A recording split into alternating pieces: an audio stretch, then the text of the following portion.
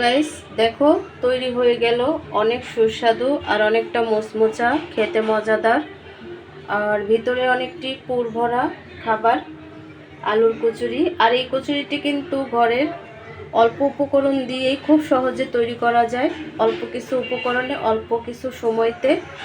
আসসালামু আলাইকুম, welcome back to my channel. কেমন আছো তোমরা সবাই? আশা করি ভালো আছো, আল্লাহর রহমতে আমি অনেক ভালো আছি। তো গাইস তোমাদের মাঝে আরেকটি রান্নার রেসিপি নিয়ে চলে আসলাম। তো আজকে কী রান্না করব তোমাদের সাথে শেয়ার করব।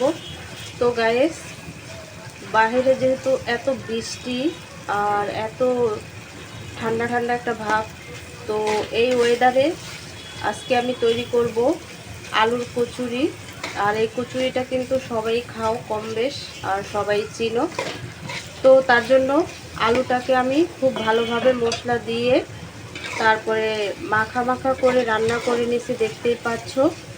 তো আলুটা রান্না করা হয়ে গেছে। তো এখন আমি যে কচুরিটা তৈরি করব সেটার ডোটা রেডি করে নেব। কচুরির জন্য এখানে আমি নিয়ে নিয়েছি ময়দা আর দিয়ে দিচ্ছি স্বাদ মতো লবণ, দিয়ে দিচ্ছি রান্নার তেল, সাদা তেল। তো আমি একটু ময়াম করে নেব। তেলটা দেওয়ার পরে ময়দার সাথে মিক্স করব ভালোভাবে, যাতে ময়দার সাথে ভালোভাবে মিক্স করা হয়ে যায়। পানিটা দিয়ে আমি খুব ভালোভাবে ময়াম করে নিয়েছি ডোটাকে। তো আমি 5 মিনিটের জন্য একটু রেস্টে রাখবো। দেখো আমি একটা লিচি কেটে নিয়েছি আর একটা কচুরি আমি তৈরি করে নেব।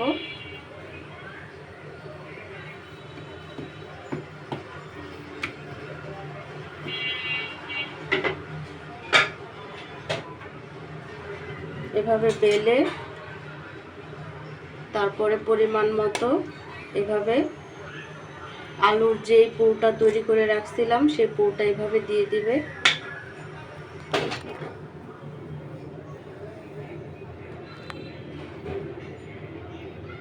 তারপরে এভাবে করে দেখো আমি কচুরিটাকে আলু ভরে তারপরে সিল করে নিচ্ছি।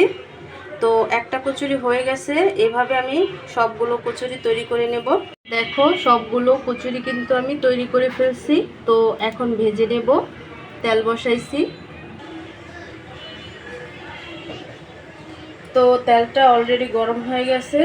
তো এখানে আমি একটি কচুরি ছেড়ে দিলাম। তো এই দুইটা কচুরি আমি ভেজে নেব। দেখো আমার কচুরি ভাজা হয়ে গেছে। তো অনেকটা লাল করে ভাজছি, দেখতেই পাচ্ছ। তো সবগুলো কচুরি আমি উঠায় নেব।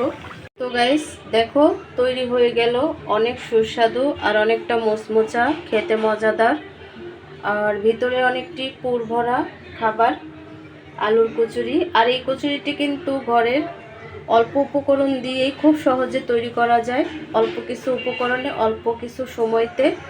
খুবই সুস্বাদু এই কচুরিটি তৈরি করলে খুবই সুস্বাদুভাবে খেতে পারবে চায়ের সাথে।